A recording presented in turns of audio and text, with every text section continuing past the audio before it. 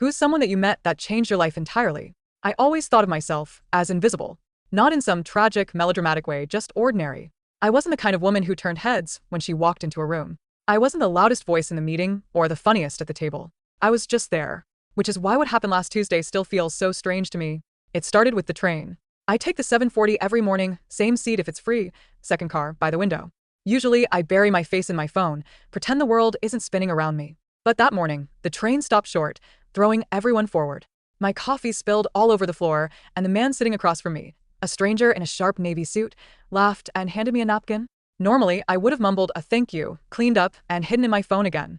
But something in the way he looked at me, like I wasn't invisible, like I was worth talking to, made me keep the conversation going. By the time we pulled into the city, I told him about my job, my failed attempt at learning French, even the book I kept starting but never finishing. When I got off the train, I realized I felt lighter, like I'd stepped out of a shadow I didn't know I'd been living in. The funny part is, it wasn't really about him. I didn't even catch his name. What stuck with me was how easy it felt to just speak, to be myself. So that day at work, instead of quietly sliding into the meeting and nodding along, I raised my hand. My heart was hammering in my chest, but I pushed through it. I shared an idea I'd been sitting on for weeks, about streamlining our reports so we weren't wasting hours formatting. People looked at me. Actually looked. And instead of dismissing me, my boss said, "That's a great point, Maya. Let's try it your way." Maya. My name in her mouth sounded different. Like I mattered. The rest of the week, little things started happening. I joined the conversation at lunch instead of eating alone at my desk. I texted an old friend I'd been meaning to catch up with.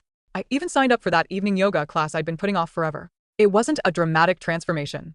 I didn't suddenly become the most popular woman in the office, or land some huge promotion. But for the first time in a long time, I felt present. Like I wasn't just passing through my own life, waiting for it to happen. And it all started with a stranger on the train, handing me a napkin. I don't know if I'll ever see him again. Honestly, it doesn't matter. Because what I realized is this. Sometimes it only takes one small moment, one interruption to your usual rhythm, to remind you that you're allowed to take up space. That being invisible is often just a choice you've made, without realizing it. And I'm done making that choice.